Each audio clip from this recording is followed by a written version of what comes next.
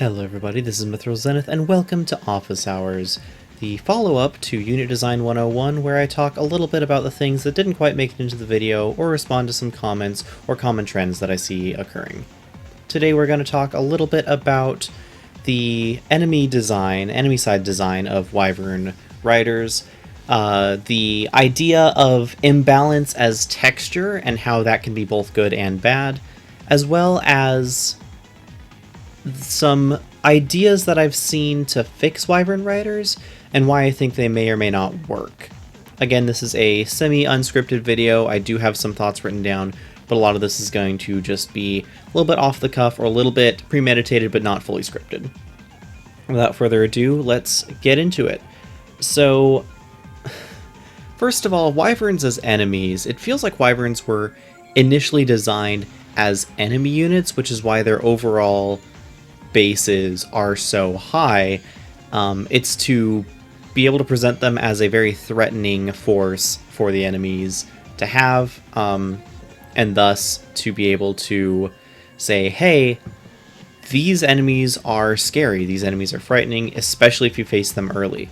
If anyone's played FE3 Book 2 or FE6, you know how scary a couple of early Wyvern riders can be, even if they're not, in FE6's case, not promoted, or don't have the best weapons, or what have you. They can be terrifying. Also, Wyverns make a really identifiable faction for the enemy to have. For instance, Macedon in FE1, Burn in FE6 and FE7, Daein in FE9, and Begnion in FE10, but not FE9. If you ever thought it was really weird why Begnion suddenly had a ton of Draco Knights in FE10 and Radiant Dawn that they didn't have even a mention of in Path of Radiance, yeah, that's why. It's all about the design of the enemy empire as having Wyverns, and that's also why the Defector trait is such a big part of, for instance, the Minerva archetype. For most Wyvern riders that you get end up being defectors from the enemy in some way or form. Heck, even you can extend this into Engage with Ivy being, for lack of a better term, I would consider Ivy as more of that Minerva, that Wyvern rider type archetype unit for Engage, despite the fact that her unique class uses magic and staves instead of being physical. Just because it has all those same traits. A little bit low speed, a little bit higher bulk than what you might expect, just really solid combat overall. Works really well out of the box without needing a whole lot else going on. But if you do speed fixing, that can really snowball her into a more well-rounded unit. Now, the degree of speed fixing you have to do varies game to game, and obviously in Engage, on higher difficulties, you need to do a lot of speed fixing, but that's just an example. And so Wyverns are an easy enemy to put up, and an easy way to show the enemy faction as being very powerful, because they're statistically these powerful units. But they have to be powerful in order for them to feel threatening, and that's... I have a little bit of an issue with people wanting to balance Wyverns in a way that just makes them bad. I don't see this a lot. I don't think most people want Wyverns to be bad. And if anyone wants Wyverns to be bad, it's only for a game, so that way Wyverns can, not be the dominating powerhouse all the time. But I've seen some very questionable ideas and some just wrong concepts about what makes Wyvern riders so good. What makes Wyvern riders good is because they are generalists, is because they have good weapon access, is because they have high base stats and solid growths. It's not that they have good caps. In fact, Wyvern rider caps are pretty low, surprisingly enough. If I remember, I'll put up an image on the screen, but like Melody's caps in FE6, she caps at like 22 or 23 speed, 25 strength. Fairly low, all things considered. Like, not horribly low, but lower than any unit that is specializing in these things. Lower than a hero cap, lower than general cap, lower than... maybe even lower than some paladin caps. It depends on the stat you're looking at. And so their stat caps are not the problem. It is their bases, their flight, and it's their bases, flight, and growth. It's because they have all those basic level things, general level things that you want in a unit, all at the same time. It doesn't matter where they end up because they are so strong going forward, and because most Fire Emblem games don't really require you to care about caps. Most Fire Emblem games don't care about your unit caps in all but like a couple of specific instances. The games that do care about caps and stat caps are most notably Radiant Dawn, where Har actually tends to fall off in the tower, in that he just gets replaced by any Royal Laguz or whatnot that you bring, or Tier 3 promoted some of your other units, or like Ike and whatnot. Har falls off behind them in usefulness because his caps just aren't as good. And while his bases are insanely good for most of the game, he does struggle a bit to catch up, or to keep up, rather, with the sheer strength and ability of the endgame crew. And so, limiting Wyvern stat caps is not going to fix anything.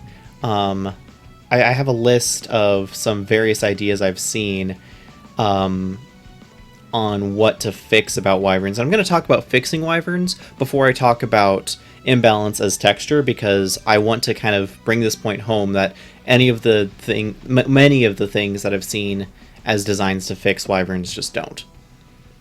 For instance, I have seen people say, okay, let's just remove the Delphi shield. Does that fix Wyverns? Not really. Milady without a Delphi shield takes some damage from Sakai, from the nomads with short bows. So it helps limit what she can do, but she's still a very dominating unit. I think it's more balanced without a Delphi shield, or if they don't have access to negating effective damage, but I don't think it fixes them entirely.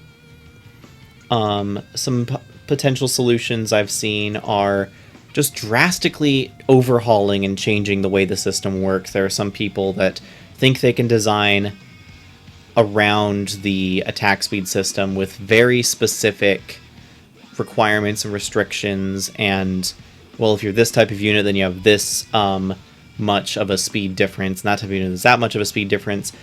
And while that may work on paper, it doesn't really work in practice to someone who is just picking up and playing the game. And I'm sorry, but game designers need to pay attention to people who are just picking up and playing their game, not just the enfranchised fans. I learned a lot from watching my friend play Awakening for the first time, and the things that just don't occur to him naturally that seem second nature to me. It's so interesting just seeing that and watching that, because it's like, okay, what is the game actually telling you versus what are you picking up versus what are you glancing over, or what's the game trying to teach you but then not reinforcing well? There's so much going on in Fire Emblem already that, yes, at its core, it's an exceedingly simple system. But I think we take for granted just how many layers that simple system can create, just how well-mined the depth of that simplicity is, that when we add extra complexity on top of it, yes, it might be technically more balanced, but if it's inscrutable, that doesn't really work. It doesn't really count. And what I mean by that is that if you're adding on so many different things, so many different modifiers, so many different specific reasons why it works in this situation but not in that situation, so many circumstantial, context-sensitive items, it creates so much confusion and bogs things down so much, and so much more mental load, that a lot of people just are gonna disconnect from it. You're gonna have some elite people that really like it if it's balanced, but even then they'll find some issues where it's not balanced enough for them, for their liking. And even then, if you're doing tweaks like this, it is just very, very, very, especially for tweaking based on speed, that is such threshold specific, and if you're trying to base it off of averages, congratulations. You're not going to have average stats unless you do fixed growths for everyone, and then even then, you run into other problems. I'm not saying it can't work, but I'm saying that drastically overhauling the system just to fix Wyverns should not be our first jump. We should try to use the systems we have to make other classes shine or limit their effectiveness in certain ways, if we even care at all about balancing them. And that's the trick. Do we care about balancing them? Should we care about balancing Wyverns? And the answer is, it really depends. If we're going to have a system, if we're going to have a game with a system of reclassing where anyone can be a Wyvern, then yeah, really focus on balancing Wyverns, not making them the worst, but making them more niche effectiveness. And okay, so here's the problem with balancing a reclass system. Fundamentally, you can't. And fundamentally, even if you because, well, here's the thing. What do you mean by balance? If by balance you mean there is an equal representation of every class, that's never going to happen. Players don't work like that. Players don't think like that. If you mean balance like, okay, every unit has a particular niche, that's really hard, because then you need to put so much onus on map design to make an important use for the niche of every class throughout a majority of the available maps for every niche. And it's like, okay, so give archers this thing, give mages that thing, give armor knights this thing, give myrmidons that thing, give wyvern knights this thing, but not that thing. And while it can, in theory, be done, the fact that so many of these units require, so many of these niche units and these niche requirements are diametrically opposed is something that I think a lot of people don't think about in practice, or when they're saying these things, at least.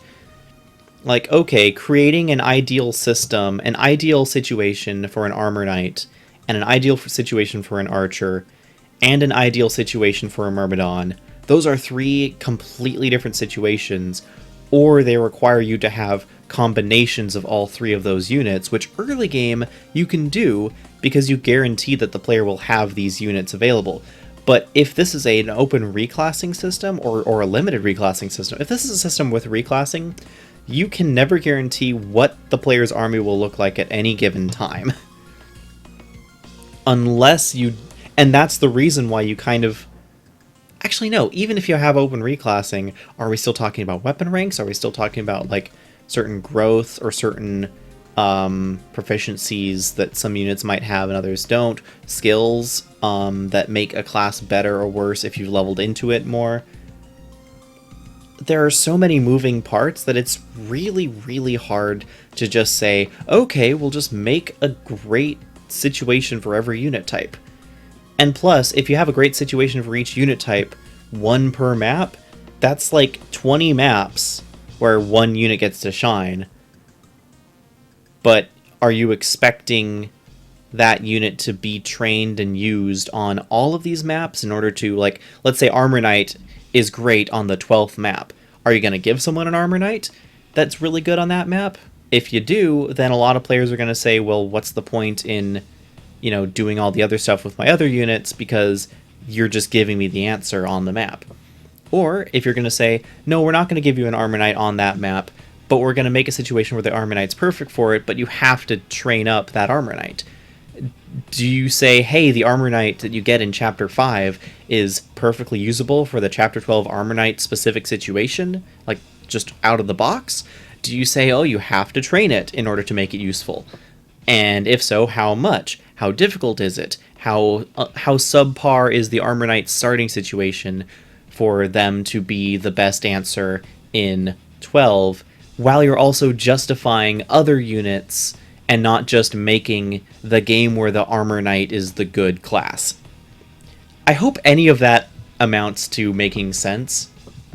And the reason I bring all this up is that balance is not like the thing that you need to be worried about so much. It's a single player game. yes, when reclassing, you want to have some level of balance of people are encouraged to use a variety of classes. I think that encouragement ultimately has to come from limitation and not strength. Unfortunate as it may sound, players are not going to... Again, I talked about it in the video. The natural inclination for most players is to use the easiest to access and most effective strategy. And for a lot of players, that is either, Paladins or Wyvern Knights or Pegasus Knights. It varies. In Engage, it was actually pretty unique because in Engage, you had heroes with Brave Assist, and that was a fun time when everyone thought that was the best thing because it was just a really easy answer. But what I'm trying to say is that everyone is going to find an answer that works for them, an answer that's easy to get to, and an answer that allows them to turn their brain off. Okay, not everyone. A lot of players will. A lot of players want to engage with the game and have a fun time and have a diverse army and use different units for different purposes. That's part of the enjoyment of Fire Emblem, and I don't think that everyone optimizes the fun out in order to just maximize efficiency. I think that the efficiency discourse of Fire Emblem is way disproportionate to the amount of players that actually think and play that way. But those are also the loudest voices in the room right now, and hence my War on Efficiency playlist. But what I'm trying to say is that limitation is necessary to have true class balance because no system is perfectly balanced for all classes to be equivalent, or for all classes even to have a very successful and well-utilized niche. It's just not really feasible for a game to do that.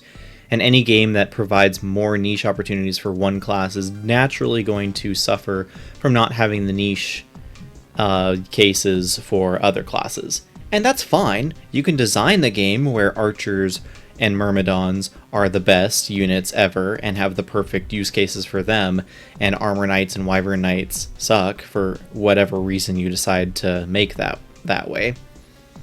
But that doesn't change the fact that in core Fire Emblem, the mechanics reward generalists. Though I will say, this is where we get to the part where I'm allowed to go off on my own soapbox about imbalance is actually fine and can actually be a good thing if it's used properly. So, in the Fire Emblem community, we have what's called various archetypes. One of the big archetypes is the Athos archetype, or Goto archetype, or whatever it's called now. And it's kind of a scam and it's kind of a lie where it's like, hey, you get this great unit, but only for like the last chapter of the game. And one of my favorite examples of that is actually not Fire Emblem, but it's a Wyvern Knight that you get for one chapter, technically 1.5 chapters, in Vestaria Saga 1. And that's Eddard. So let me talk about Eddard for a little bit and why he is my favorite design of a Wyvern Knight. Because he's overpowered. He is blatantly overpowered. He has great skills. He has great stats. He has good equipment. He can fly super far and kill anything, and it's great. He still has limitations. You can't put him fighting all the enemies on the map at once, and he can only be in one place at one time, and Vestaria Saga maps are huge. But Vestaria Saga, I believe it's chapter 17, the Prison Break, is designed with Eddard in mind. You get him in that map. He gets his wyvern, he fights off an entire squad of enemy wyverns, and then he's the only person who can realistically fly around in any sort of time-effective manner to attack key enemies or get certain treasures or whatnot in the enemy camp, while the rest of your army is struggling to just complete some side quest in order to open the door to get in. Some of your foot units can climb the side of the mountain, but they're also required to do some other stuff in that map, like Dune needs to go to a house and fight some enemies to rescue one of your other units, and you know, it's a whole thing. It's a whole thing. But basically, it restricts your cavalry very much by placing a hard barrier that they can't cross. It restricts your foot units by saying, hey, you can climb these walls, but it's going to take a long time, and you're constantly being attacked by long-range distance archers. It's the equivalent of ballistas in Vestaria Saga 1. And so here, have a Wyvern Knight that can do whatever you want him to. Figure out how to use him to best support your goals, best support the rest of your army, and complete the map. You have one. He's there for one chapter. He's not there for the next chapter with that army, because there's a split army thing in Vestaria Saga 1. And in the final chapter, for the vast majority of it, he is trapped and forced dismounted, and his wyverns got kidnapped, so you have to like rescue him and rescue the wyvern in order to get him back on it, and by that time you've probably finished the map anyway. So you basically have a wyvern rider for one map. You have a wyvern rider for one map, and he is incredibly, incredibly good. And so is that the best way of balancing wyverns? I don't necessarily think so, but I bring him up because it's one of the best examples of texture in a Fire Emblem game, and how this game, yes, it's not Fire Emblem, it's Vestaria Saga, it's effectively Fire Emblem. How Vestaria Saga 1 would be a very different and probably worse or more boring game if you didn't have a chapter where a Wyvern Lord was totally dominant in it. If Eddard was not in Vestaria Saga 1, the game would be far worse for it. Even though I can't necessarily call him S tier overall because he's only effective in one chapter. And so it's such an interesting design, and I think having a unit class that is just grossly overpowered like that can be good for the game. So long as you don't overuse them, so long as you don't give players too many too early, or the option to get them, or fill their army with them. Having something that's very overpowered, but you only get one of, and only in specific situations, is phenomenal design. It's texture, it's so much variety in the gameplay, and it activates your short-term and long-term processing, which I'm always going to say that strategy games, the best strategy games, are ones that give you short, medium, and long-term goals. So like Fire Emblem, your short-term goal, beat the map, level up a unit. Mid-term goal, level up specific units to promotion. Long-term goal, beat the whole game, level up your whole army, figure out the best strategy, whatever the case may be. And having some grossly overpowered units allow you to have fun with those goals, and sometimes enable some goals preferentially to others. Yes, it changes the game. Yes, it drastically affects balance. For instance, if you didn't have Seth in Sacred Stones, the early game routing of that game would be very different, because you would have to use a lot more of your weaker units early on just to clear maps, and you wouldn't be able to as effectively funnel experience into one or two training projects during those first 9 chapters. But you do, so you can, and so then that game transforms into something very different, into something that's more unique, and thus the power of Seth augments the power of so many other units relative to him and relative to their position. And I'm not saying every game needs a Seth. That's not what I'm saying at all. But I'm saying that if a game has a Seth, it is a fundamentally different game than one that without, and that's not necessarily a bad thing, it's just a very different thing. So I guess what I'm trying to say as I'm rambling this out is that, yeah, Wyvern Riders are very good. They're not even just borderline, they are broken. In the initial draft of my script, I was just like, instead of going through their rundown, I'm just like, yeah, Wyverns are broken. They're just broken.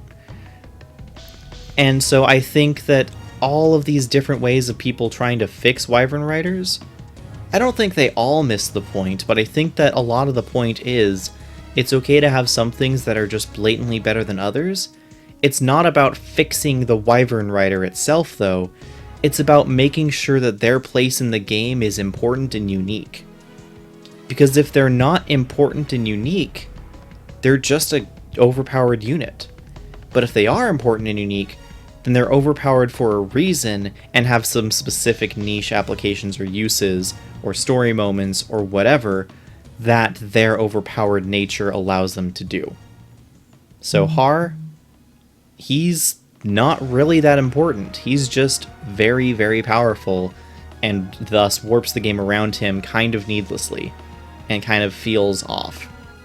Meanwhile, Milady, a little bit more important, a little bit more impactful, a little bit more game warping, but in a way that feels better than Har, in my opinion.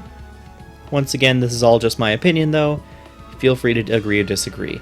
Big thanks to the people that make this channel possible. That's all of you viewers, but especially the LaguzGuard members, the Big Herman 007, EnigmaticMrL, and C2 Peekily. Thank you so much. If you haven't already, I have started a series where I'm going through and playing other Fire Emblem games. It's members-only content. I'm doing some Q&A for channel members. If you're interested in that, you can join up as a channel member for less than $1 a month. I would greatly appreciate anyone's support, but I totally understand if you can't right now. Economic times are hard on all of us. Until next time, this is Mithril Zenith, signing out.